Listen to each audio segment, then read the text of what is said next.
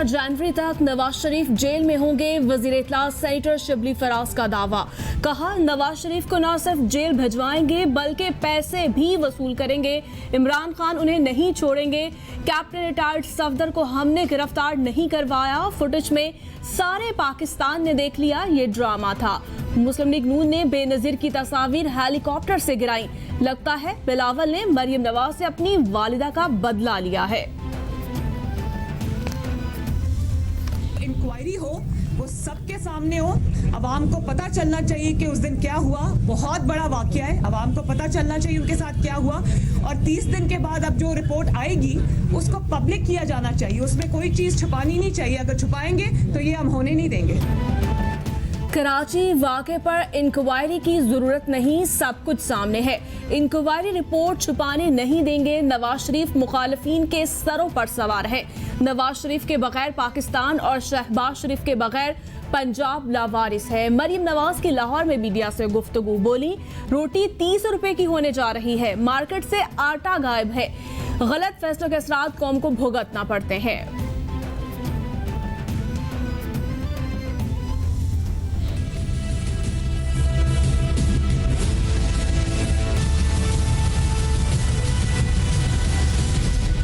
Captain retired Safdar के खिलाफ FIR और आईजी की मुबैना हरासगी पर सिंध हुकूमत इन एक्शन। तहकीकाती कमेटी बना दी। सईद गनी कमेटी के कन्वीनर मेंबरान में मुर्तजा वहाब, सरदार शाह, नासिर हुसैन शाह और अवैस कादर शामिल है। कमेटी पुलिस के साथ होने वाले रवैये और कैप्टन रिटायर्ड सफदर की गिरफ्तारी के मुहर्रिकात तलाश करेगी। कौमी असम्बली में कैप्टन रिटायर्ड सफदर की गिरफ्तारी के खिलाफ करारदाद जमा। कैप्टन रिटायर्ड सफदर की कराची के निजी होटल से गिरफ्तारी। फुटेज मंजरेआम पर आ गई। फुटेज में पुलिस एहलकारों के साथ सादा लिबास लोग भी देखे जा सकते हैं। कैप्टन रिटायर्ड सफदर को 6:48 पर गिरफ्तार किया गया। सुबह 6:08 पर होटल में पुलिस की 2 मोबाइल दाखिल हुई। कमरे के बाहर स्याह लिबास में मलबूस शख्स फोन पर हिदायत लेता रहा। लिफ्ट और लॉबी में एक शख्स वीडियो भी बनाता रहा।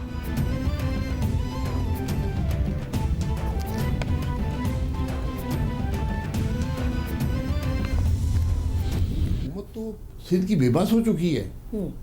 जिस गवर्नमेंट का आईजी उठा लिया जाए, आप जरा बात की तय को तो देखें ना। एक सूबे का आईजी उठा लिया गया, उसकी सारी पुलिस फोर्स आज डीमोरलाइज्ड है। वो छुट्टी पे जाना चाहते, कहते हैं जी हम बेइज्जती में काम नहीं करेंगे। विफाक सूबे पर हमलावर हुआ तो ये बदनसीबी की बात है। सिंध हुकूमत बेबस हो चुकी है। एक सूबे का आईजी उठा लिया गया, उसकी सारी पुलिस बदनस्मी का शिकार है। हकीकत ये है, हुकूमत ने चादर और चार दीवारी को पामाल किया। ये मामलात बहुत संगीन है। सूबे की अथॉरिटी को चैलेंज किया गया। इस सब के जिम्मेदार वज़ीर-ए-आज़म हैं। वो क्यों जिम्मेदारी कबूल नहीं कर रहे? साबिक वज़ीर-ए-आज़म शाहिद खकान अब्बासी की program capital live with Anika में गुफ्तगू। अगर उनको अगवा कर लिया गया और किडनैप कर लिया गया किसी वफाकी इदारे ने, तो क्या उस वक्त सिंध पुलिस के आईजी क्या उस वक्त भी किडनैप थे? क्या ये जो सिंध पुलिस ने ट्विटर के ऊपर अपनी स्टेटमेंट दी और एक दफ़ा हटा के फिर दोबारा दे दी, क्या वो भी अगवा हुई सूरत में थी? मुशीर दाखिला शहजाद अकबर बोले, काबिल जमानत केस में गिरफ्तारी समझ से बालातर है। मुराद अली शाह, आप क्या छुपाने की कोशिश कर रहे हैं? अगर आईजी को अगवा किया गया होता तो क्या पुलिस का बयान आता? अब तो आईजी अगवा नहीं तो मुकदमा क्यों नहीं दर्ज करवाते? अब फिर नूलीगी ठग ने कुलभूषण का नाम लिया। झूठों के प्रोफेसर ने कहा हुकूमत भारतीय एजेंट को फायदा देना चाहती है। झूठों के आईजी ने आज भी अवाम को गुमराह करने की कोशिश की। वज़ीर-ए-आज़म की ज़ेर सदारत कौमी राब्ता कमेटी बराए हाउसिंग, तमीरात और डेवलपमेंट का इजलास। गवर्नर स्टेट बैंक की मतवस्त तबके के लिए आसान इक़्तिसाद पर कर्जों की फ्राहमी से मुतालिक ब्रीफिंग। इमरान खान कहते हैं गरीब अफराद को कर्जों के हसूल के दौरान हर किस्म की आसानी फराहम की जाए।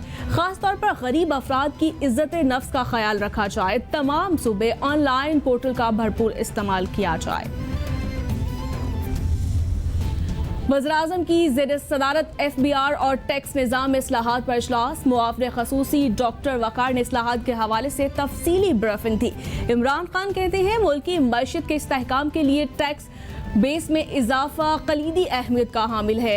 एफबीआर को जदीद खतूत पर इस्तवार करना हुकूमती तरजीहात का हिस्सा है। छोटे और दरमियाने दर्जे के ताजरों के लिए आसानियां पैदा करने पर खुसूसी तवज्जो दी जाए।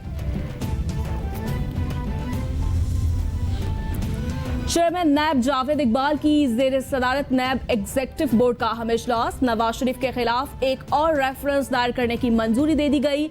रेफरेंस बुलेट प्रूफ गाड़ियों के गैर कानूनी इस्तेमाल पर तैयार किया गया। एहसन इकबाल और राना सनाउल्लाह के खिलाफ भी करप्शन रेफरेंस की मंजूरी। चेयरमैन नैब कहते हैं 73 सिक्योरिटी गाड़ियों के गैर जरूरी इस्तेमाल से खजाने को $2.25 अरब का नुकसान हुआ।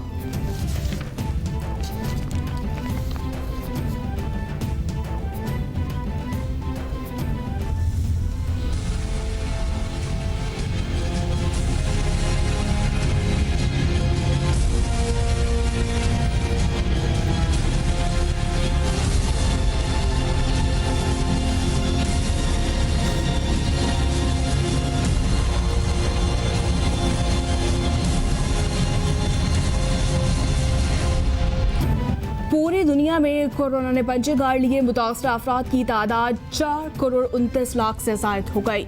हलाकतों की तादाद 11,42,000 से तजावुज कर गई। अमेरिका में मरने वालों की कुल तादाद 2,28,000 से जायद हलाकतें हुई।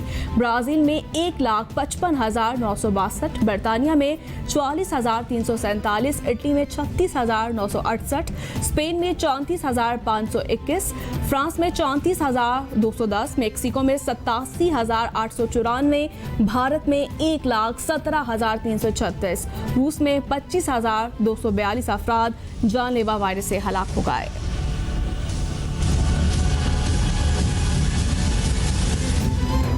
कोरोना के पाकिस्तान पर एक बार फिर तेज वार। 24 घंटों में 13 अफराद जाँ बहक। मरने वालों की कुल तादाद 6,715 तक पहुंच गई। मुतासरा अफराद 3,26,216 हो गए। सिंध में सबसे ज्यादा 1,42,917 केस रिपोर्ट। पंजाब में 1,02,253, खैबर पख्तूनख्वा में 48,886, इस्लामाबाद में 18,578, बलूचिस्तान में 15,767 केस, गिलगित बाल्तिस्तान में 4,127 और आज़ाद कश्मीर में केसेस की तादाद 3,688 हो गई।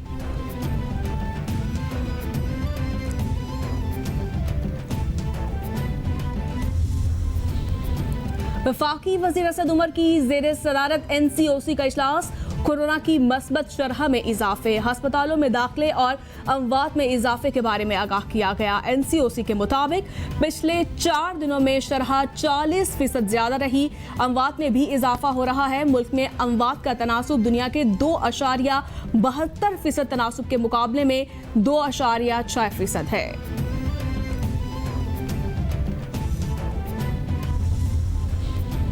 और रावलपिंडी के government degree college satellite town में कोरोना के 3 केसेस सामने आ गए।